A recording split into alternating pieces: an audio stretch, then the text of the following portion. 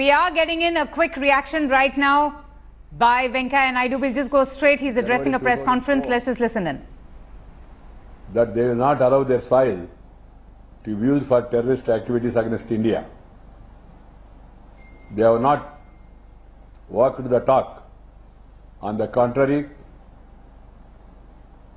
they have been engaged in aiding, abetting, funding terrorists all these days. In the recent past, many attempts have been made to infiltrate into Indian soil.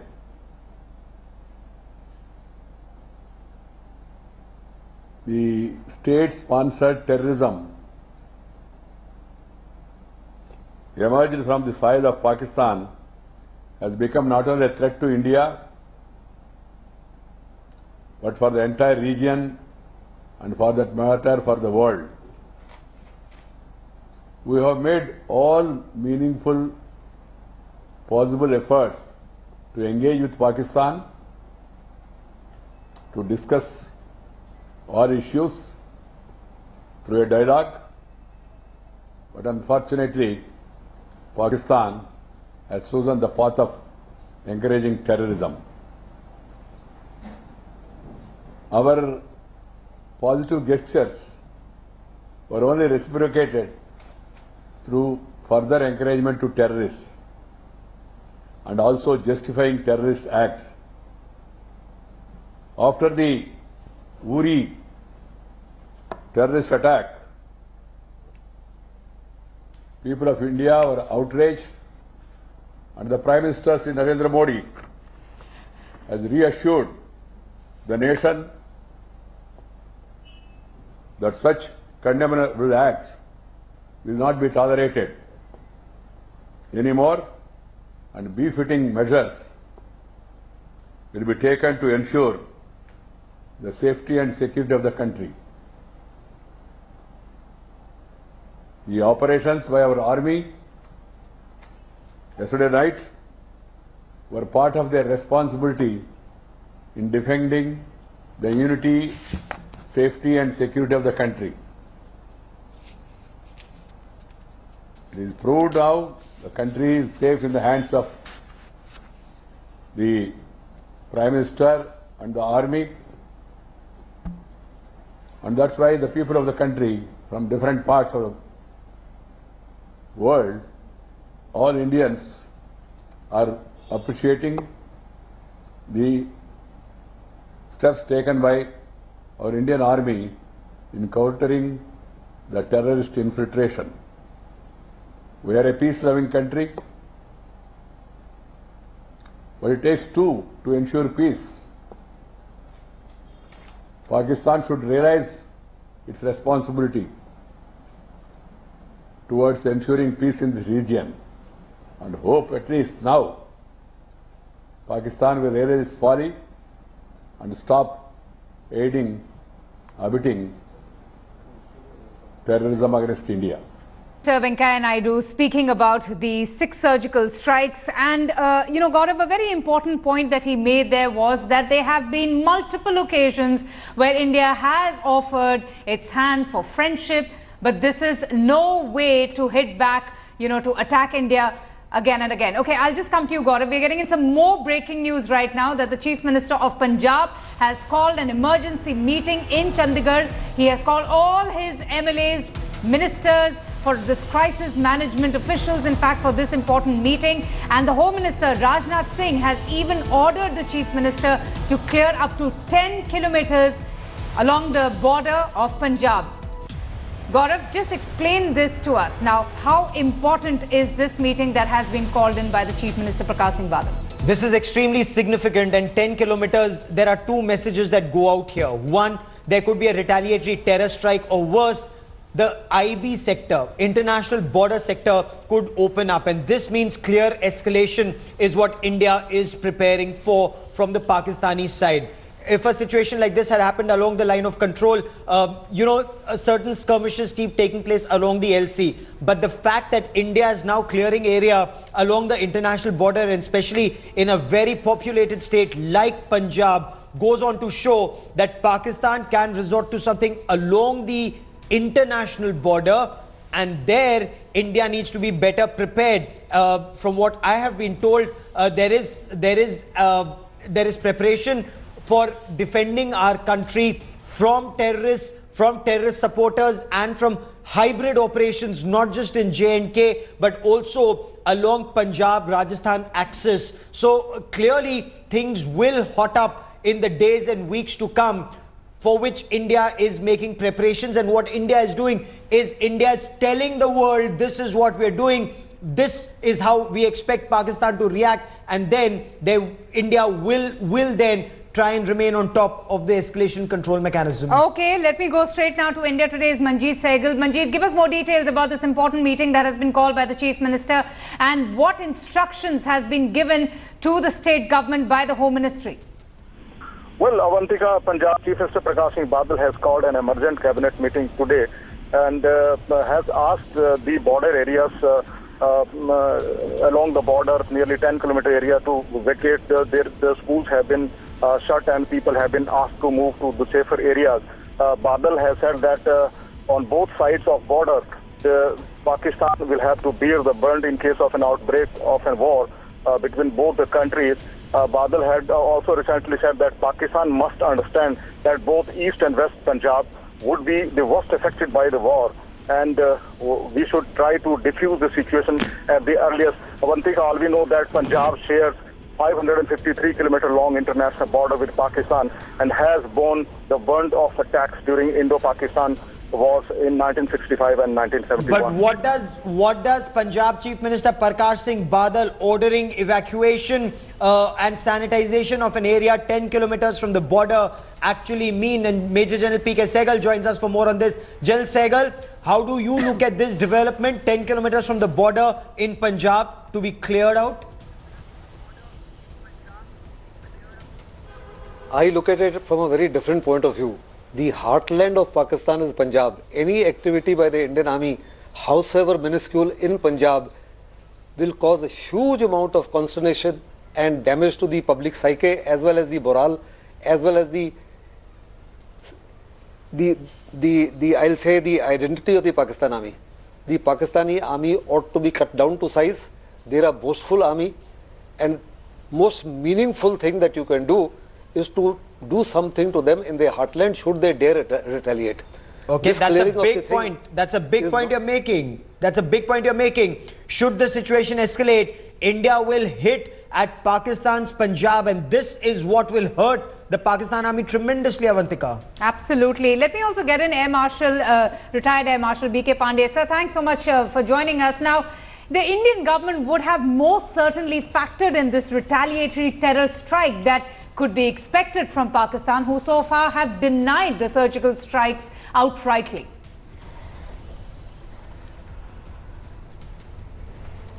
Yes, it's only quite understandable that Pakistan government will react. But please remember that Pakistan does not have the capability to launch on its own a full-scale war against India. And that is the reason why they have indulged in this low-cost option of waging a proxy war against India for the last several years. Just a few hours ago, the Pakistani Defence Minister was on television and he said that hum karara jawab denge. Yes. Which means that our forces must be prepared for some sort of action from Pakistan. I don't expect that Pakistan is going to take any major full-scale action or launch a full-scale war against us. That is not possible, unless, of course, there is collusion with China, which it's too premature, at too early a stage to okay, sir. Imagine all this. But right now, this business of terrorist strikes will continue. All right, sir, just stay with me. We're getting in some more breaking news, and what we're hearing is that the Pakistan Prime Minister has summoned his cabinet tomorrow in Islamabad. So an emergency meeting, a cabinet meeting that has been called by the Pakistan Prime Minister in the wake of the surgical strikes that has taken place across the line of control in Pakistan-occupied Kashmir by India. Now, let me come to you, Gaurav. I want to understand just how were these surgical strikes thought? and executed. Tell us a little bit more about the entire operation. So from what sources are telling India today, that the army waited for the opportune moment. Intelligence agencies played a key role. As soon as intelligence inputs came in about terrorists reaching launch pads to infiltrate into India, the army resorted to preemptive strike. From what sources are telling India today, we are still waiting for an official confirmation from the government if at all it comes. Helicopter-borne operations were also mounted. So this operation wasn't restricted to any one post, any one sector or any one area. The army went in at multiple locations. They destroyed terrorist launch pads. From what sources are telling us, considerable damage was also inflicted on the terrorist infrastructure.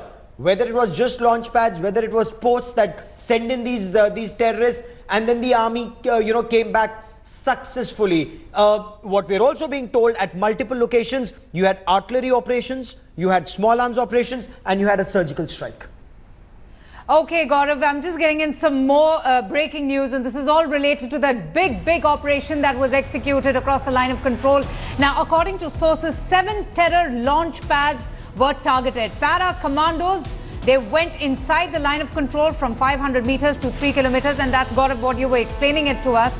And what we know from sources is that a total of 38 terrorists have died as per estimates. This is quite different from what the official response has been, Gaurav, from Pakistan, where the Pakistan Army spokesperson has said that only 2 casualties have happened on their side. So, you remember when you and I were speaking earlier today, our sources had told us that the casualty on the Pakistani side was immense. Pakistan conceded that they'd lost 2 soldiers and 9 soldiers were injured. But from the information that had come into Army headquarters, later shared with the Ministry of Home Affairs, Ministry of External Affairs and the Prime Minister's office, they gave out a much bigger casualty figure. Total of 38 terrorists killed is as per one estimate in 2 sectors. From what sources are telling us, there were total of 6 to 7 areas, where the army had gone in. They've inflicted considerable damage to terrorists and infrastructure. So 2 Pakistani soldiers killed, 9 Pakistani soldiers injured, more than 38 terrorists killed, and these were terrorists who were waiting to infiltrate. There is much more from what sources tell us in terms of damage done physically on ground and to the psyche, Avantika, and that is very important. That's what's important. The psyche of the Pakistan army and their terrorists, that India can come back and hit. That's the big message here. Absolutely. Let me just first go back to that reaction from the DGMO, Lieutenant General Ranbir Singh, and what he had to say about the surgical strikes a short while back. We'll just replay that for you, for the benefit of our audience who have just tuned into India Today. Now, based on very specific and credible information which we received yesterday, that some terrorist teams had positioned themselves at launch pads along the line of control with an aim to carry out infiltration and terrorist strikes in Jammu and Kashmir and various other metros in our country. The Indian Army conducted surgical strikes last night at these launch pads.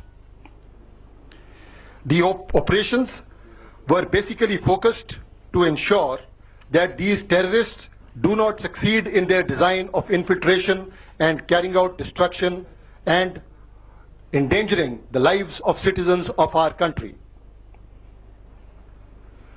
During these counter-terrorist operations, significant casualties have been caused to the terrorists and those who are trying to support them. We do not have any plans for further continuation of the operations. However, the Indian armed forces are fully prepared for any contingency that may arise. I have just spoken to the Pakistani Director General of Military Operations and explained our concerns and also shared with him the operations we had conducted last night. It is India's intention to maintain peace and tranquility in the region, but we can certainly not allow the terrorists to operate across the line of control with impunity and attack the citizens of our country. During these terrorist attacks and infiltration attempts, we have recovered items, including global positioning systems and stores, which have had Pakistani markings. Further, captured terrorists hailing from Pakistan or Pakistan-occupied Kashmir have confessed to their training and arming in Pakistan. हम किसी भी सूरत में आतंकवादियों को line of control के पार बेझिझक हरकत नहीं करने दे सकते और ये हम बिल्कुल गवारा नहीं करेंगे कि आतंकवादी हमारे देश के नागरिकों पर किसी भी प्रकार का नुकसान पहुंचा सकें।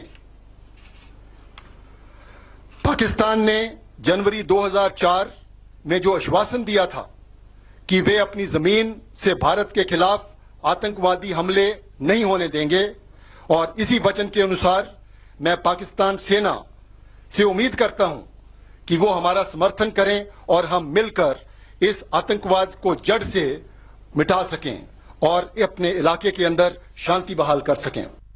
A very strong message coming in there from the DGMO, Gaurav, isn't it? That enough is enough. We will not allow any more teary goodbyes to our brave soldiers who have been fighting terrorists. We will not allow more deaths in our country at the cost of terrorists. Now, can you just explain to us the entire operation and also the role of, these special commandos? Who are these people and how do they go about executing this very well thought out operation?